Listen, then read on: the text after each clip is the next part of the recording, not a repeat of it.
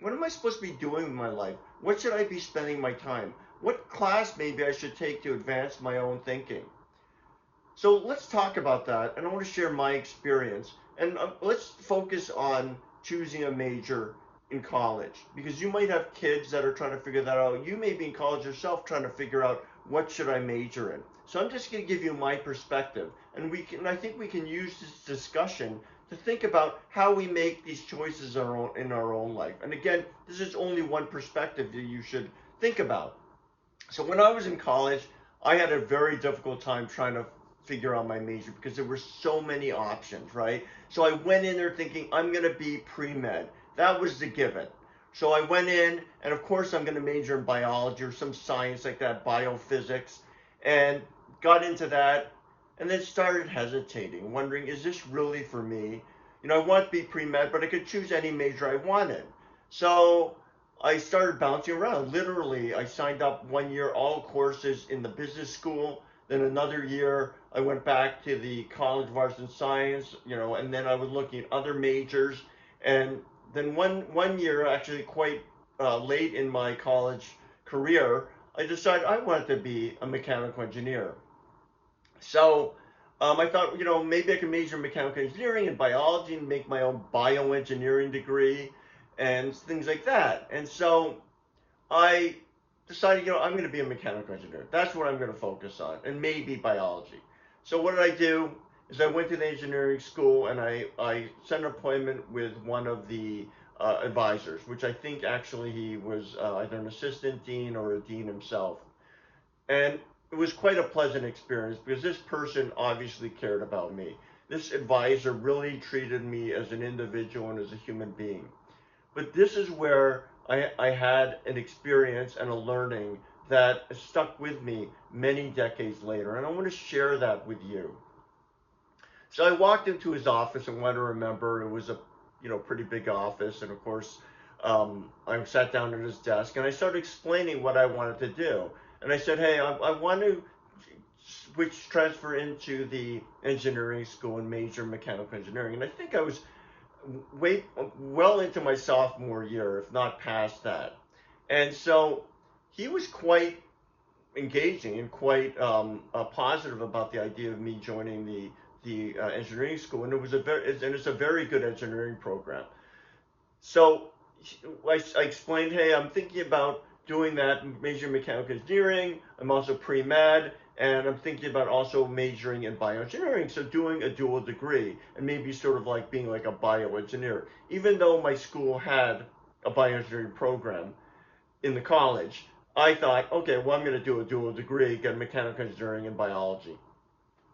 And he said something interesting, and I really want you to like think about this and reflect on it, especially if you're trying to decide what they're majoring and you just can't decide. I think this perspective will really help you. So what he said to me was, you could do a major. You could get a bachelor's in mechanical engineering and a bachelor's in biology, and that's great. You'd have two bachelor degrees. But then he said to me, but then when you graduate, you'll have 2 degrees and you'll be thinking at this level, maybe broader, wider in terms of knowledge, technical knowledge. And I'm paraphrasing a bit, but that's what he's basically explained to me. You'll graduate with 2 bachelor's degrees, and so you'll be at this level of thinking.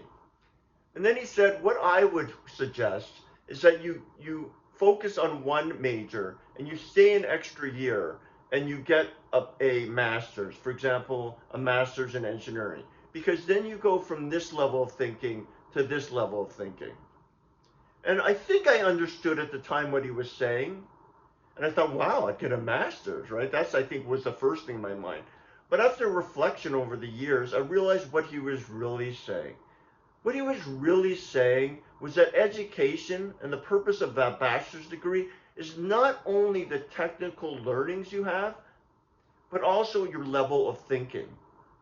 So bachelor's degrees put you at a certain level of thinking, and then a master's and then PhD move you up in terms of your level of thinking, of how you see the world and how you address challenges and opportunities. It's not in the sense of your thinking is really any better than someone else. That's not the point. But that you're at a certain level of thinking. And, and in that, it's regardless of what you're majoring in. It's regardless of the subject. It's the challenge to reach that bachelor's degree and the journey, and then subsequently the master's degree and the PhD. That outcome should very much include this expectation that the way you think is at a higher level, right? So you're thinking at a bachelor's level, you're thinking at a master's level, you're thinking at a doctorate level. And that distinction, I think, is key as you think about what you're trying to get out of your education or any study or journey you're on. Not only the technical aspects, which are very important, but also what you're becoming, what your level of thinking is, how you're seeing the world. And so when you're looking at things, how am I thinking about this? Am I thinking it very rudimentarily, or am I thinking about it from a place of a master?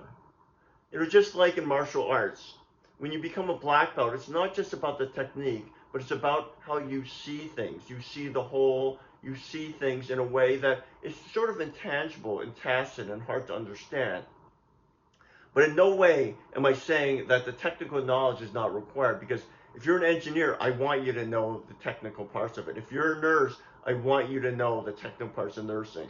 If you're an accountant, I want you to know the technical parts of accounting. And the same go for the trades. This is exactly the same as you go from a apprentice to a journeyman, and maybe a master, right? The equivalent.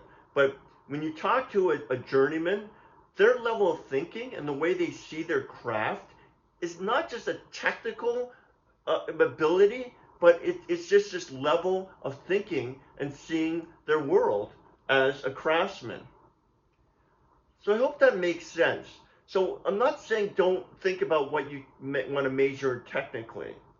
What I'm saying is don't just think about I'm trying to get 35 credits or I'm 35 credits away from my college degree.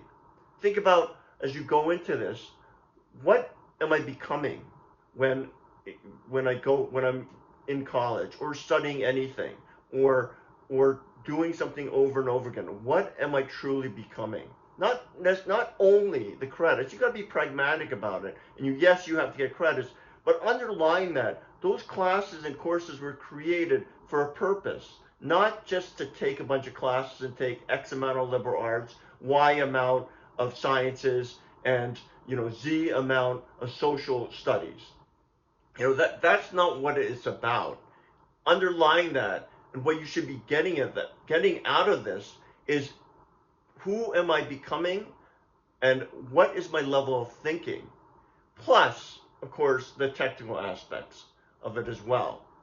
But that's an important ingredient, because from my experience, you're going to forget a lot of the technical stuff.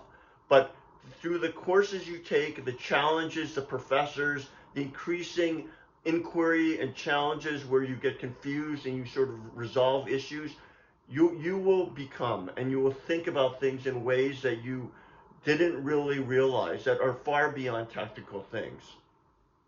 So that is all part of becoming. That is all part of unleashing. And it is within you, but you've got to connect those dots. And you've got to find those challenges and seek them out.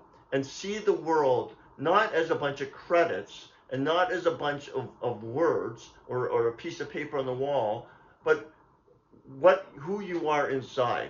And so your expectations of the courses you're taking, of yourself, and of what you're choosing to take, I really think you should take the perspective of, when I graduate from this program, when I'm finished with this program, or in fact, as I take each course and the next course I need to take, how does this help me become who I can become?